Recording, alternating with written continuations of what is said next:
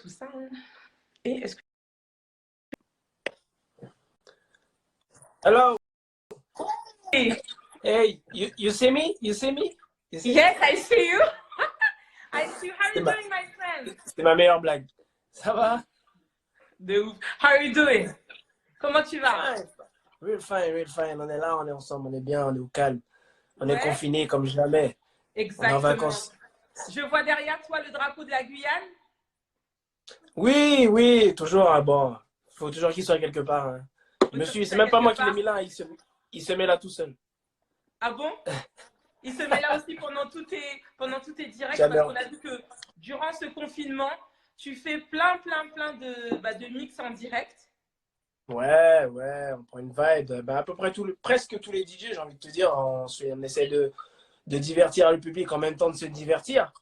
On prend une vibe, on en profite aussi un max pour faire découvrir des sons, découvrir des vibes. Là, les gens viennent vraiment chez nous, quoi, en vrai.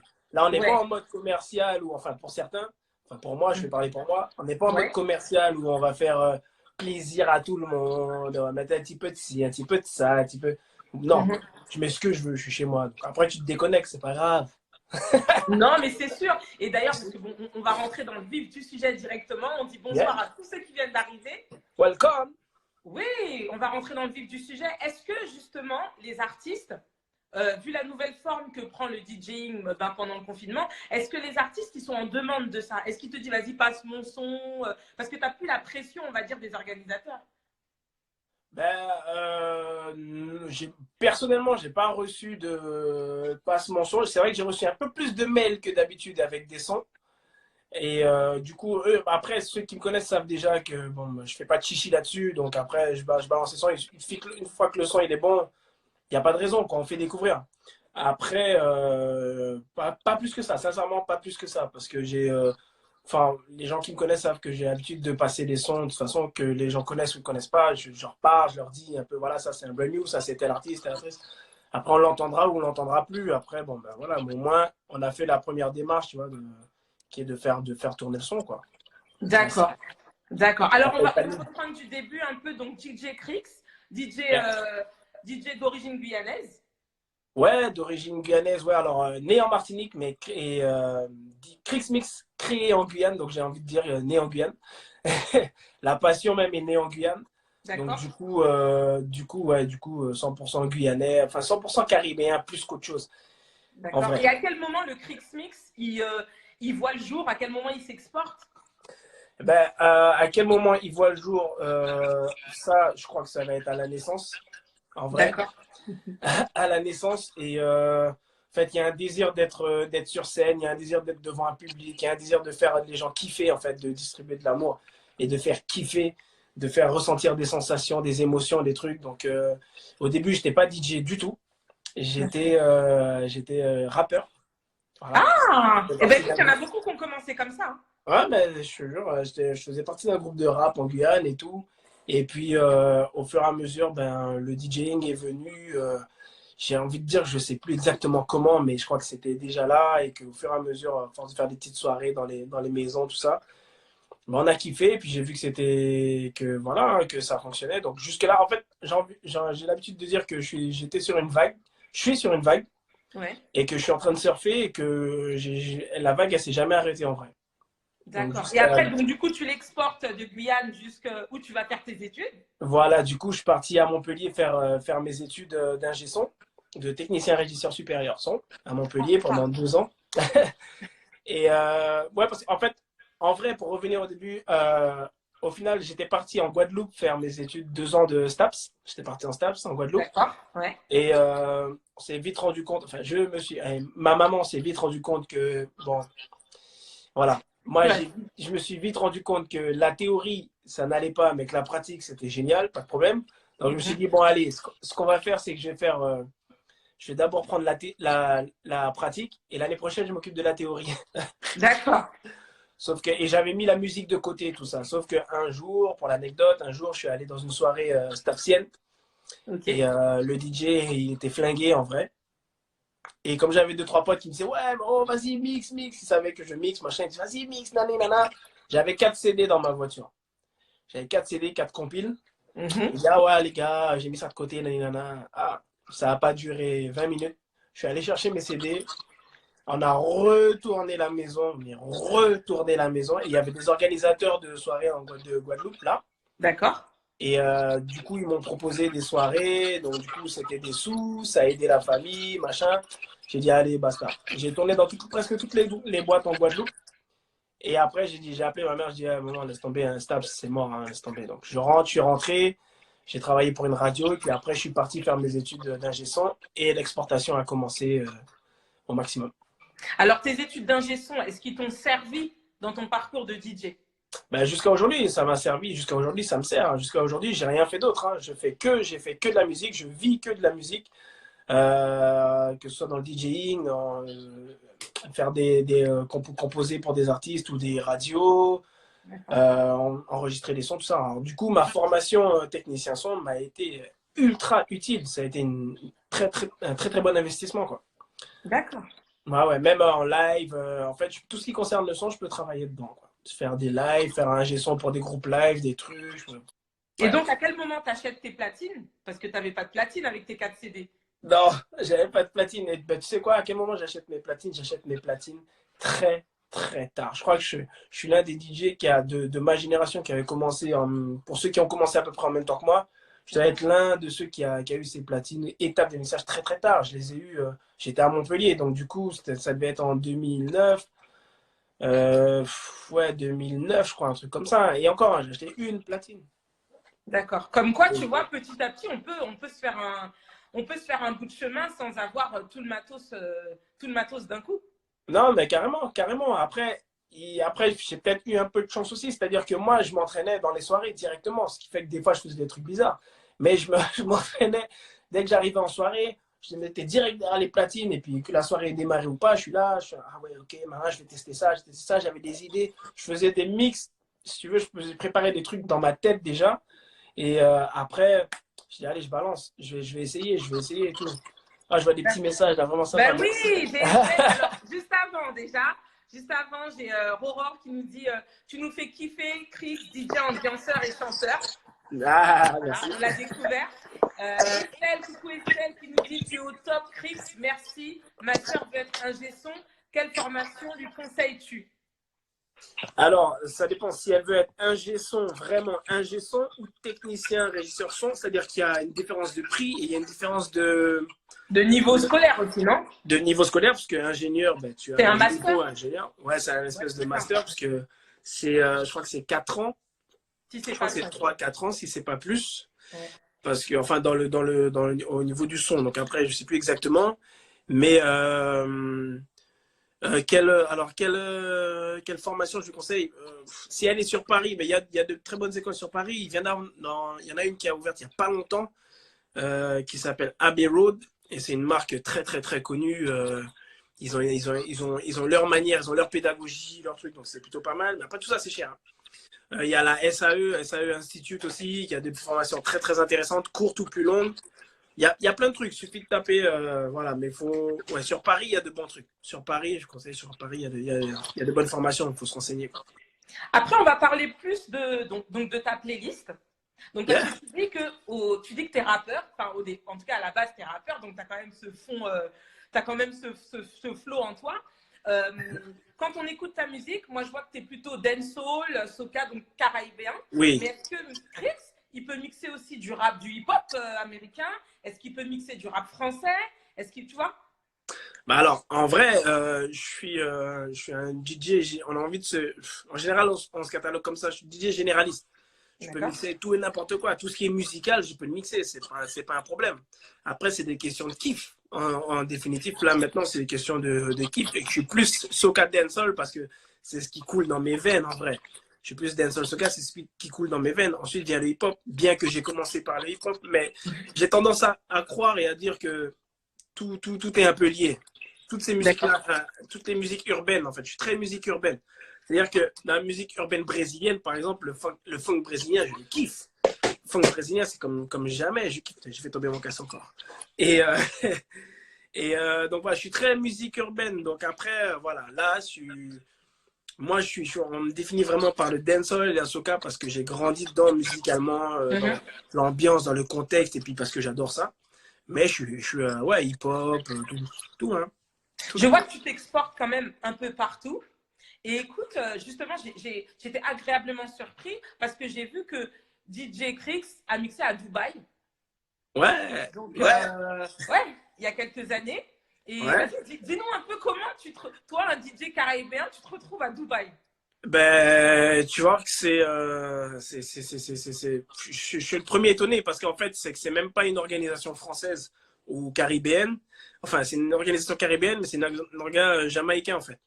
D'accord. Ce sont des Jamaïcains, enfin des gens d'origine jamaïcaine, qui certains vivent à Londres. Donc c'est le festival, c'est un spring break qu'on appelle Brit Jam. Même Vybz Kartel chante. Il a deux sons Kartel où il chante, où il dit Brit Jam dedans. Ça c'est tellement lourd. Et c'est après que j'ai compris ça, j'ai dit waouh, ok. Et du coup c'était la première fois il faisait Brit Jam à Dubaï. Et donc voilà, du coup ils m'ont contacté parce qu'ils voulaient un DJ qui représente la France en vrai.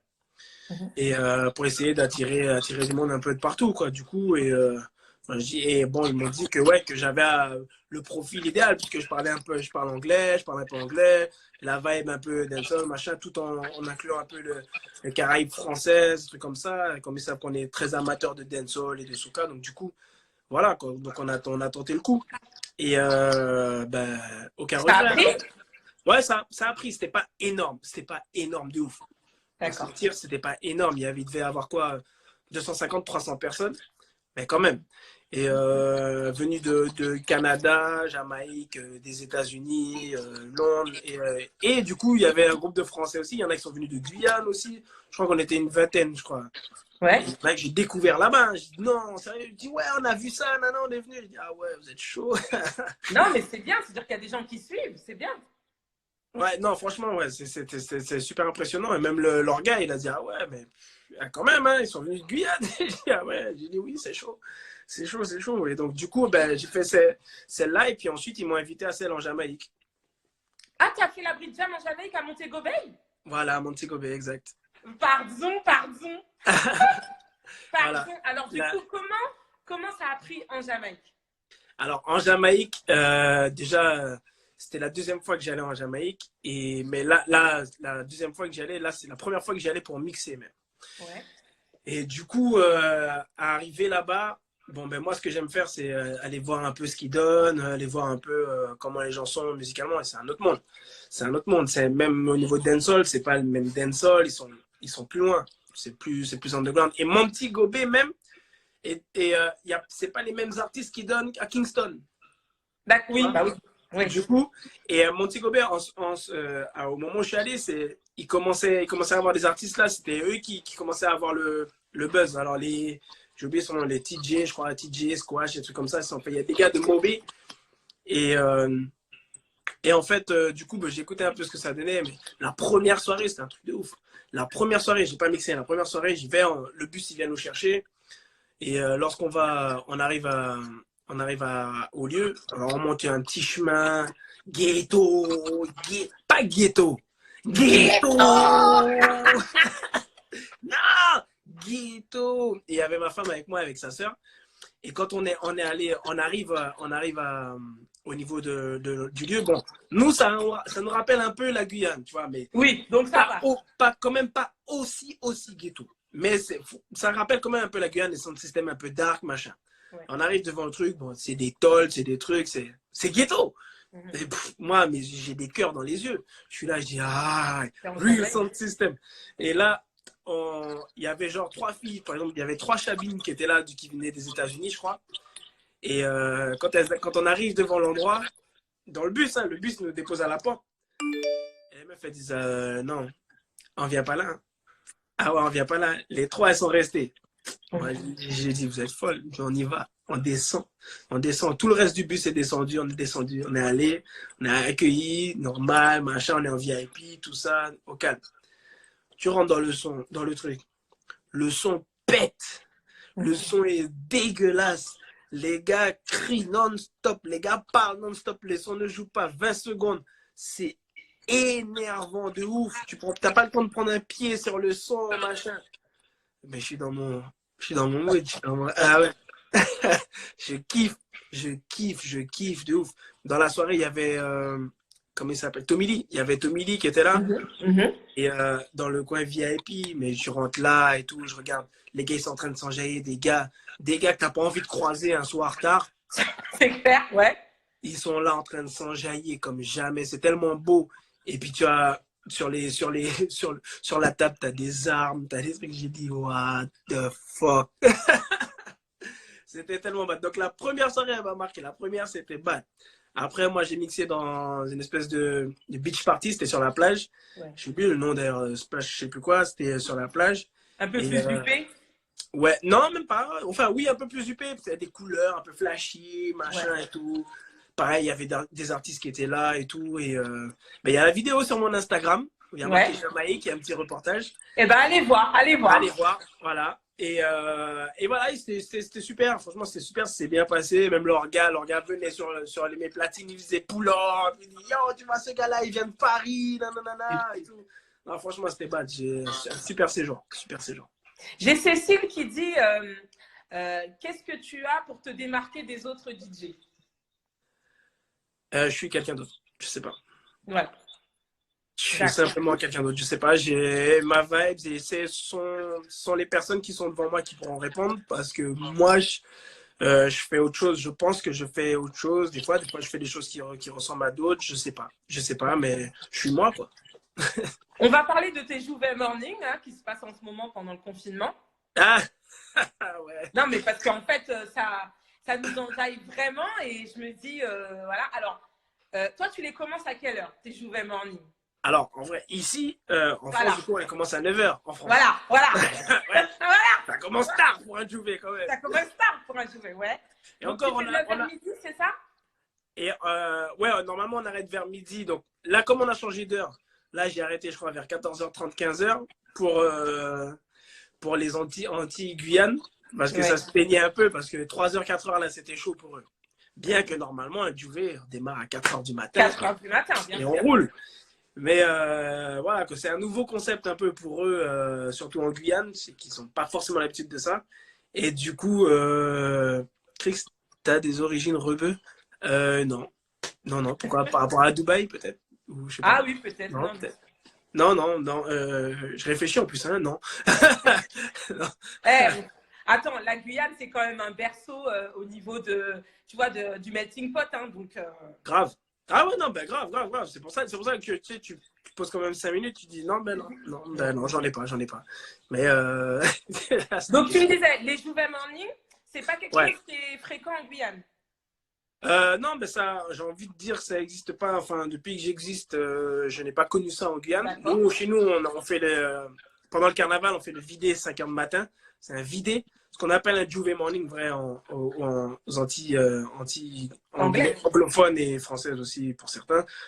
C'est ce qu'on appelle un vidé chez nous. Oui. Un vidé 5h du matin. C'est-à-dire que ça démarre juste après une soirée, à 5h du matin, on rejoint le char et puis on descend.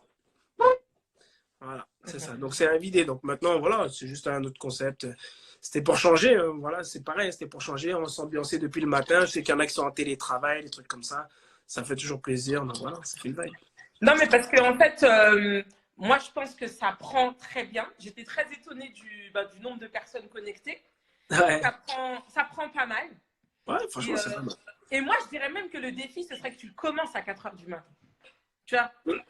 Genre, on se donne tous rendez-vous à 4h du matin, ce serait de le commencer à 4h du matin pour que vraiment on prenne le vrai.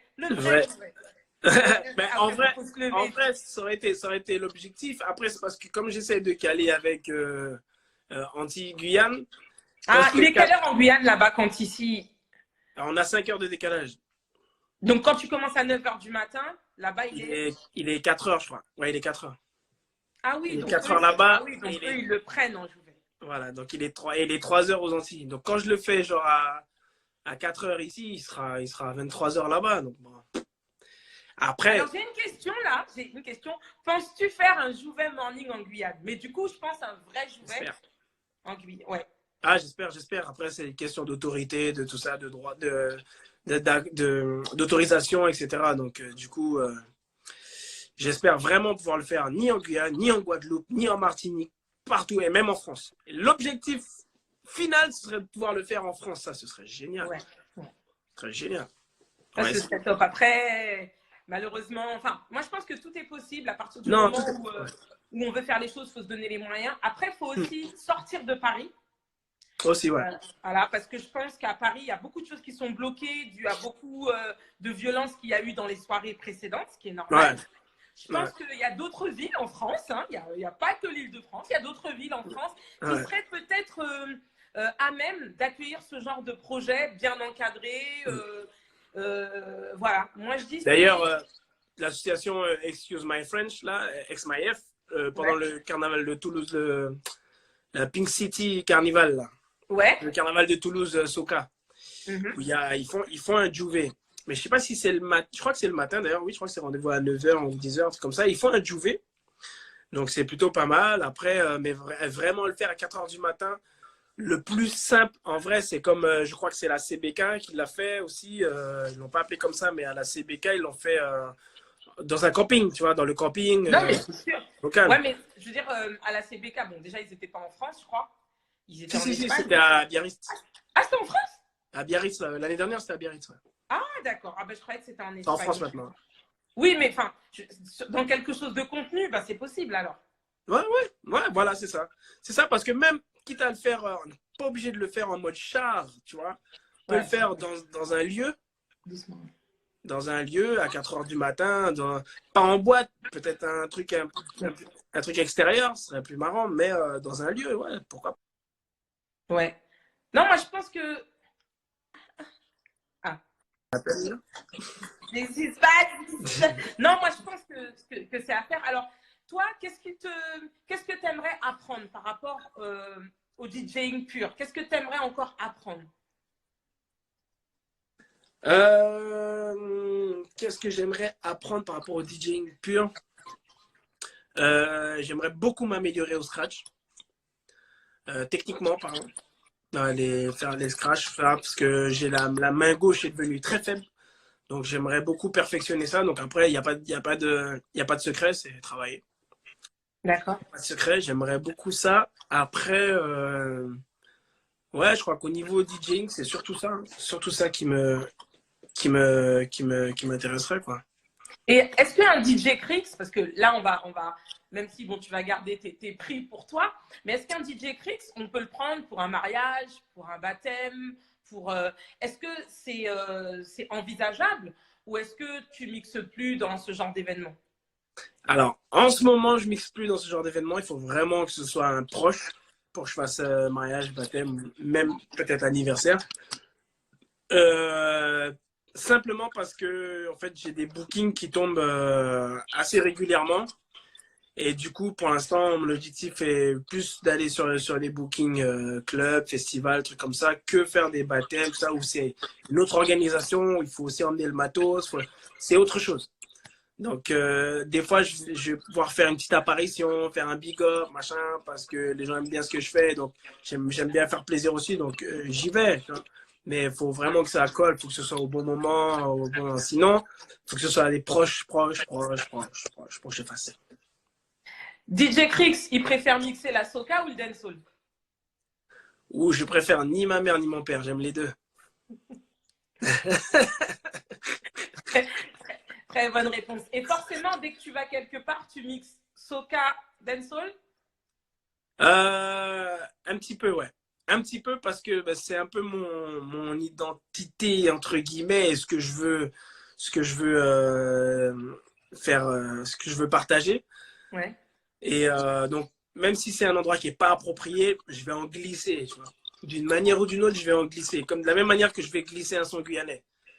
De la même manière que je vais glisser une vibe guyanaise, je vais glisser des trucs qui m'appartiennent à moi. Parce que si tu me fais venir moi, c'est que tu veux que je t'emmène un truc que je fais moi. C'est pas pour que je fasse non-stop un truc 100% hip-hop ou 100% truc. Je peux le faire, c'est pas un problème. J'ai cette vibe-là aussi, j'aime beaucoup. Mais si tu me demandes à moi, tu sais qu'aujourd'hui, voilà, je suis très assimilé à la soca, je suis très assimilé à la dancehall, je suis très assimilé à la Guyane. Donc du coup... Alors, j'ai Aurore qui dit, en termes de speaker, tu es l'un des meilleurs de la Caraïbe et je la rejoins. Waouh, merci. Merci de beaucoup. la Merci rejoindre. beaucoup. Je voudrais te poser une question. On va quand même faire vite, mon Dieu, ça met du temps. On va parler du concept Soca Hall. On est obligé d'en parler. Ok. Ok, parce que moi, je t'ai connu à travers. Moi, je t'ai connu quand même à travers ce concept-là. Est-ce que tu peux nous en dire deux, trois mots, surtout pour les gens qui ne connaissent pas ce concept? Bon, bah alors, Soca Hall, en deux, trois mots, c'est Soca et Dancehall. 100%, mais alors tout ce qui tourne autour, tout ce qui tourne un peu autour. Donc, quand on dit Soca, donc ça va aller du jump up, ce qu'on appelle power. Le power du jump up où on saute. Donc, ces délires-là, en passant par le bouillon, tout ça, et de la Soca un peu plus douce, un peu plus lente, un peu plus groovy. Et dancehall, ça va partir du reggae jusqu'au dancehall en passant par le daggering qui est un peu plus mouvementé aussi. Et donc voilà, c'est un concept qui est né, il y a combien d'années? On a fêté les 3 ans, je crois, avec Peyton. Donc on est parti d'un constat avec Peyton que certaines soirées dans lesquelles on était bookés, où on était à plein de DJ, où on s'ennuyait un peu, tu vois, où ça ne nous ressemblait pas. Et je lui ai dit, ouais, il faut qu'on fasse un truc où toi et moi on va prendre notre pied. Tu vois ce que je veux dire ou pas? Où les gens ils vont venir, ce sont des gens qui sont avertis, ils viennent dans une vibe avertie, s'ils n'aiment pas, ils repartent, c'est pas un souci, tu vois. Il n'y a pas de prise de tête, il n'y a pas de VIP, il n'y a pas de truc comme ça. Tu viens pour la musique, tu vois. Il n'y a pas de ah, t'as pas de talons, t'es pas. Non, viens pas avec les talons, tant que tu es à l'aise pour danser, il faut que tu danses du début à la fin. Donc viens avec les talons, on s'en fout. On est là pour la musique, pour la vibe. Après, bon, voilà, on est correct, et puis c'est le partage de l'amour de la musique et des vibes et des sons, des classiques jusqu'au brand new. On vient te faire découvrir des trucs, découvrir des vibes. Et voilà, c'est un peu ça. Soca Hall, c'est ça. Donc voilà, c'est un concept créé avec DJ Payton. Et puis voilà, on a fondé une petite équipe, Masfet, et notamment aussi avec toutes les associations, les groupes de soca, les groupes de dancehall, qui aussi participent d'une manière ou d'une autre parce qu'ils partagent un maximum les événements, les vibes et tout, et puis ils conseillent aux Ils gens. sont présents aussi. Ils sont présents et ils emmènent leur surtout. public. Ils sont présents, ils emmènent leur public, et puis du coup, ça nous fait un public anglophone aussi. Il y a des gens qui viennent de loin, c'est énorme, c'est juste énorme, et on a eu des retours jusqu'à aujourd'hui, c'est super. Surtout qu'on a commencé genre en février, on a commencé, il faisait froid, c'était un dimanche, et il y avait du monde. Donc du coup, on n'a jamais lâché depuis. Et puis voilà, du coup, après on l'a fait en Guadeloupe, on l'a fait en Martinique, on l'a fait en À Guyane. Montpellier, il me semble. On l'a fait en Guyane, on l'a fait à Montpellier, Toulouse, Bordeaux aussi pendant le carnaval de Bordeaux. On a fait où encore? Je sais plus. Mais voilà, après on va essayer de le faire partout où on peut le faire, on le fera parce qu'en fait c'est notre vibe à nous et on kiffe ça. Donc voilà, si on peut la partager. Tant qu'on est sur la Soca Hall, est-ce que vous pouvez nous glisser une date? Ah bah, c'est le confinement qui décide là, hein, parce qu'on devait le faire le 3 avril. Là, normalement, la prochaine, c'est le 7 juin, je crois. Attends, tiens, je regarde là. Je regarde là. Là. En tout cas, si C'était le c'est en 5 juin. juin, on croise les doigts. Combien? La prochaine, c'était le 5 juin. Maintenant, c'est des dates qu'on a posées, qu'on a réservées. Maintenant, on va voir comment ça se passe, parce que du coup, ça a tout niqué. Là, le confinement nique tout, vraiment. Et, au niveau des organisations, on est complètement en stand-by. Ben justement, on fait bien de rebondir dessus, parce que est-ce que tu peux nous parler de ta casquette de producteur? Alors, attends, 2 secondes. Tu vas la chercher.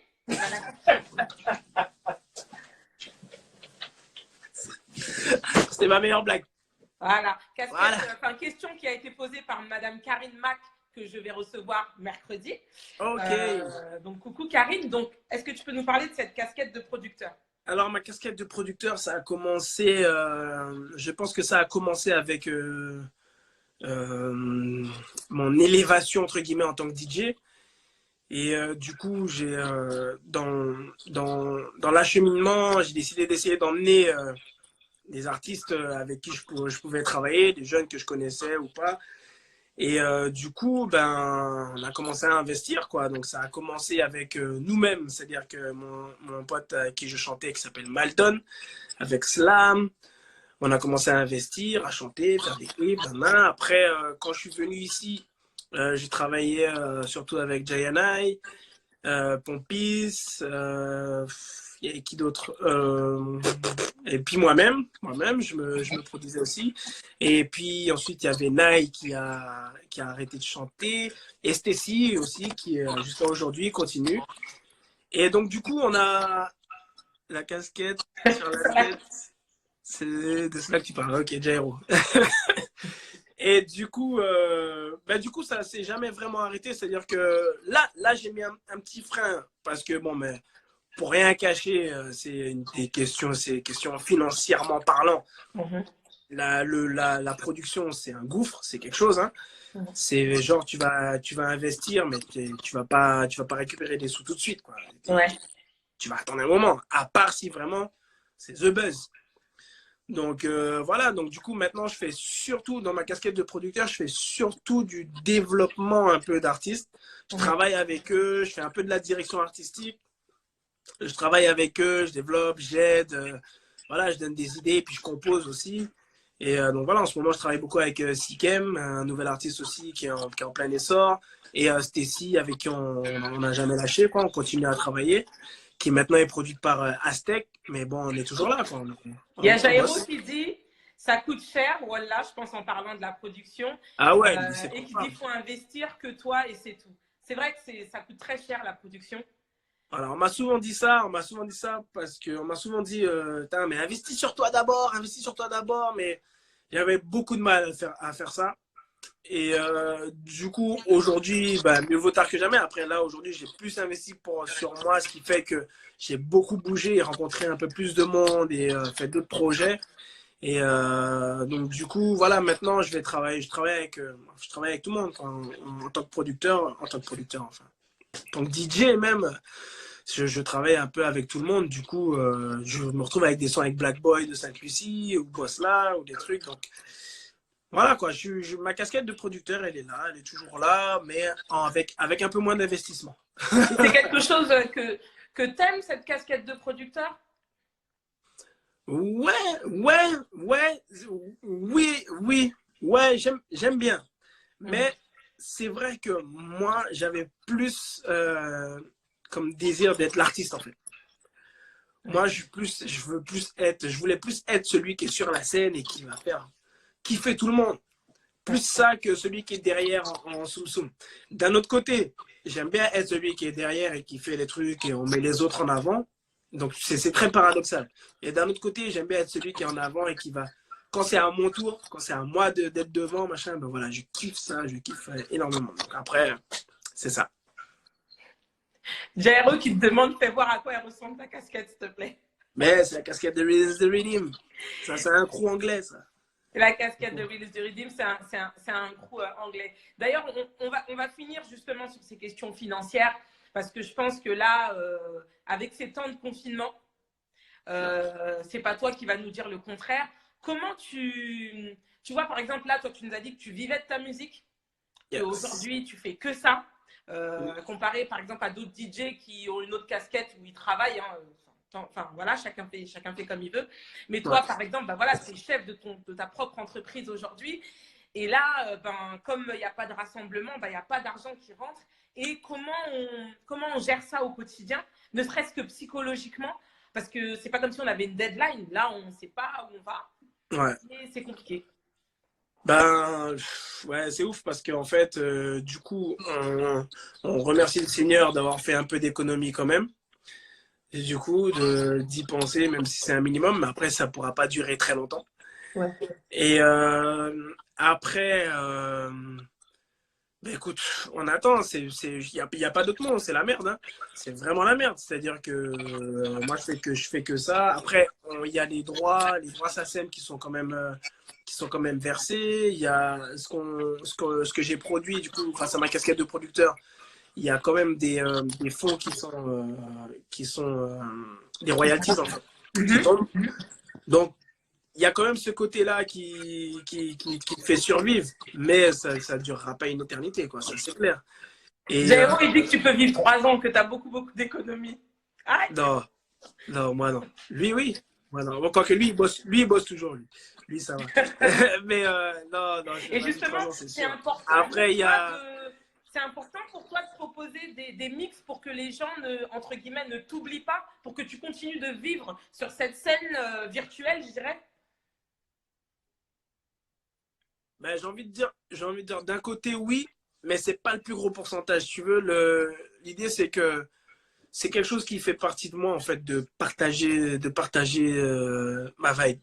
Donc, du coup, d'une manière ou d'une autre, il n'y a rien qui nous arrêtera de partager du son, partager de la vibe, partager donc, on est, on n'a pas le choix, en vrai. C'est comme une addiction. C'est comme une addiction. Encore, si c'était moi, j'en ferais peut-être tous les jours, tu vois. Mhm. Mais non, je préfère doser. Ben écoute, on va partir sur, on va dire que le confinement, il va se terminer bientôt. On va Ouais. partir sur cet été. C'est quoi tes projets futurs là? Quels sont les projets de DJ Crix là? Mais les projets. Alors, le projet, là, ben, justement, le confinement me fait que ben, je travaille sur une masterclass qui j'aimerais faire déboucher comment on appelle ça, en académie, entre guillemets. J'aimerais créer en fait une académie en Guyane avec ma vision de la nuit, ma vision de l'animation, mon expérience que j'ai connue. En fait, en vrai, c'est ce que j'ai appris, j'aimerais en fait le partager plus tard Ouais. et aux plus jeunes et voir si, voilà, si ça les intéresse, tout ça. Donc j'aimerais essayer de faire ça. Donc ça commencerait par une masterclass pour voir un peu comment ça répond, tout ça. Donc là, je travaille beaucoup dessus. Après, comme projet, ben, j'aimerais faire mon anniversaire en juillet. J'aimerais pouvoir le fêter comme il se doit, comme chaque année. En Guyane ou ici? En Guyane, en juillet, c'est en Guyane. En juillet, c'est en Guyane. Peut-être en novembre ici, puisque j'ai choisi le mois de novembre parce que c'est le mois de ma maman. Donc voilà. Donc peut-être en novembre à Paris, mais en juillet, août, je suis c'est Caraïbes, Guyane, tout ça, jusqu'à Notting Hill. En espérant qu'il y ait un carnaval à Ah, Notting. ouf, mais je suis pas sûr de ça. Hein. Franchement, c'est très mal parti. Hein. C'est très, Mm. très mal parti. Mais bon, de toute façon, ce qui est le plus important, c'est la santé. Donc voilà, Yes. si on doit se confiner pendant encore un mois ou deux, je ne sais pas, pour qu'on soit en bonne santé et qu'on puisse se revoir dans de meilleures conditions, écoute, voilà, c'est quand même le plus important. Moi, j'ai C'est quand clair. même envie de te revoir en soirée et sauter avec Mais toi oui. tranquille, Mais plutôt oui. qu'on se revoit en toussant. Donc voilà. Donc voilà, en tout cas, big up à toi, Crix. Merci beaucoup. Merci à Merci toi. beaucoup de t'être prêté au jeu pour cette première de Semi Stalking. Demain, je vais recevoir justement la sœur de Monsieur Didier Jairo. Je vais recevoir Marie-Inès Rommel qui va nous Ah, parler de lourd. un parcours lourd, lourd, lourd. C'est vraiment une femme d'exception. C'est une femme que j'adore. C'est une femme. Elle a vraiment beaucoup de choses à dire. Elle a fait beaucoup de choses. Et c'est l'exemple même de on peut encore faire des choses et encore et encore Grave. et on peut rêver grand et voilà. Rien n'est impossible. Rien n'est impossible, Rien vraiment n'est rien n'est impossible. impossible tant qu'on. Yes. J'ai aussi Vikini là qui nous fait un gros big up Yeah, Vikini qui big up. seront avec nous Bikini. jeudi. En tout cas, plein de gens, plein de gens, plein de gens, Attends, pousse pas. plein de gens qui ont répondu présents. Merci à vous. Vous avez été là, voilà, on est plus de 70. Vous avez été là pendant cette demi-heure qu'on a passé avec Crix. Je ne sais pas où il est parti. Il a déjà allé faire pipi. Crix. Il a été enlever sa casquette. Ah, bravo. Je fais une spéciale. Ah bon. Ah bon. Je fais une spéciale, allez. Allez. Ça, c'est le big up. Et tu sais quoi? C'est le big up justement pour passer la main à l'invité de demain. Merci, Voilà. Chris. Merci. Avec Continue de plaisir. me faire vibrer. Avec plaisir, merci en tout cas. Merci Voilà. à vous. Ouais. Merci à toi.